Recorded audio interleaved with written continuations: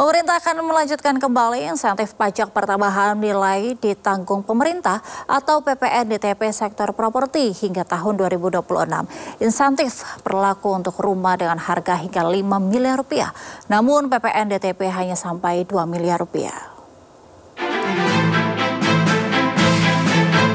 Kementerian Keuangan memutuskan untuk melanjutkan kembali program insentif pajak yaitu pertambahan nilai ditanggung pemerintah atau PPN DTP 100% untuk sektor properti hingga tahun 2026. Direktur Jenderal Strategi Ekonomi dan Fiskal Kementerian Keuangan Febrio Nathan Kacaribu seperti dikutip media menyebutkan, insentif PPN DTP 100% berlaku untuk pembelian rumah komersial. Adapun skema pemberian insentif PPN DTP 100% berlaku untuk rumah dengan harga hingga 5 miliar rupiah, namun pembebasan pajak hanya diberikan penuh untuk nilai rumah nilai sampai 2 miliar rupiah. Sementara itu, pemerintah juga menyalurkan dukungan pembiayaan perumahan di tahun 2026 melalui skema program bantuan stimulan perumahan swadaya atau BSPS sebanyak 400.000 unit dan fasilitas likuiditas pembiayaan perumahan atau FLPP sebanyak 350.000 unit.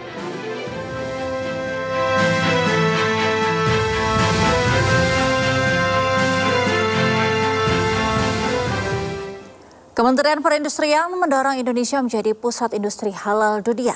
Hingga saat ini terdapat 140.944 perusahaan industri halal di Indonesia yang didominasi oleh sektor makanan halal sebanyak 130.111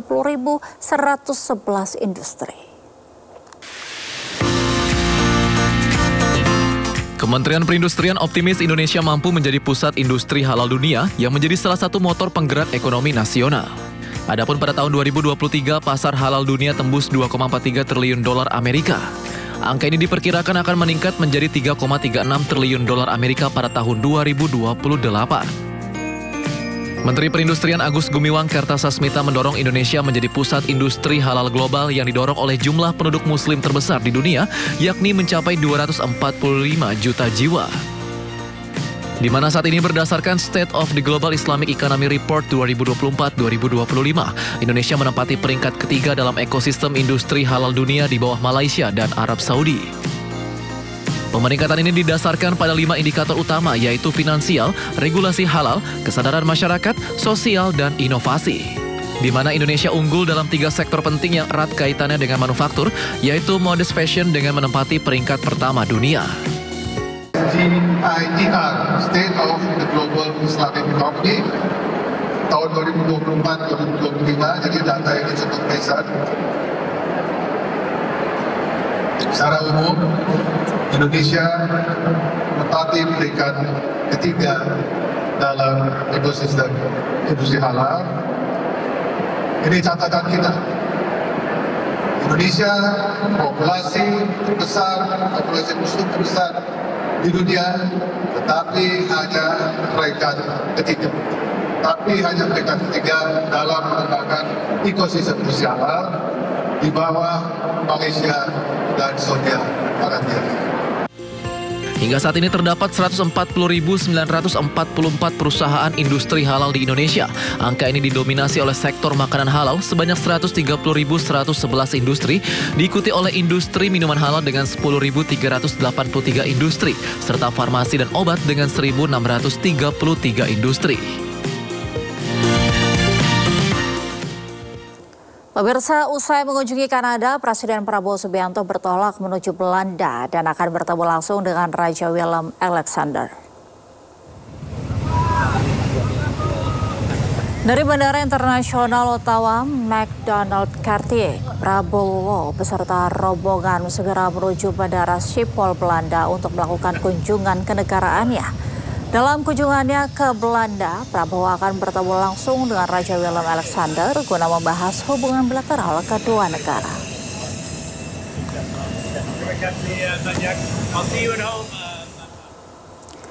Presiden Prabowo Subianto menghadiri jamuan makan malam yang digelar Perdana Menteri Kanada Mark Carney.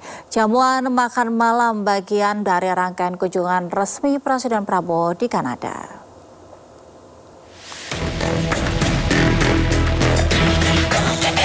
Presiden Prabowo Subianto menghadiri jamuan makan malam yang digelar Perdana Menteri Kanada Mark Carney di National Gallery of Canada, Ottawa. Sebelum makan malam, didampingi PM Kanada, Prabowo berkeliling melihat sejumlah lukisan dan benda seni lain kebanggaan nasional Kanada di Galeri Nasional. Suasana perbincangan berlangsung hangat, kedua kepala negara saling berbagi pandangan seputar seni dan sejarah.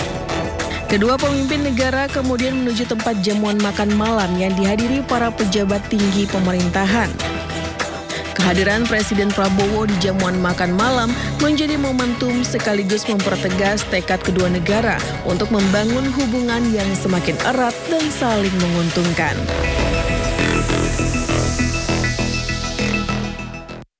Sebelumnya, Presiden Prabowo Subianto menghadiri penandatanganan Perjanjian Kemitraan Ekonomi Komprehensif Indonesia dan Kanada.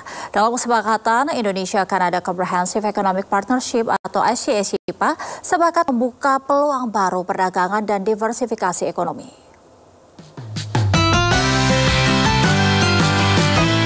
Indonesia dan Kanada resmi menandatangani Perjanjian Kemitraan Ekonomi Komprehensif Indonesia-Kanada atau Indonesia-Kanada Comprehensive Economic Partnership. Dengan disaksikan langsung Presiden Prabowo Subianto dan Perdana Menteri Kanada Mark Carney, Indonesia dan Kanada sepakat memperkuat kemitraan ekonomi menjadi tonggak transformasi yang mencerminkan tujuan bersama kedua negara untuk membuka peluang baru dalam perdagangan, diversifikasi ekonomi, investasi, inovasi, serta pertumbuhan yang inklusif dan berkelanjutan. Presiden Prabowo menegaskan perjanjian ini akan menjadi platform memperkuat hubungan dagang dan investasi, sekaligus mendorong kerjasama di sektor strategis, termasuk ketahanan pangan, mineral kritis, energi terbarukan, dan ekonomi digital. And today, the signing, I think, of the Indonesia-Canada SIPA, Comprehensive Economic Partnership Agreement, is very, very important for us, very strategic economically, and politically, and so I'm very happy to be here for the signing of the SIPA, and I think this will be a historic moment. It will prove to be a significant milestone.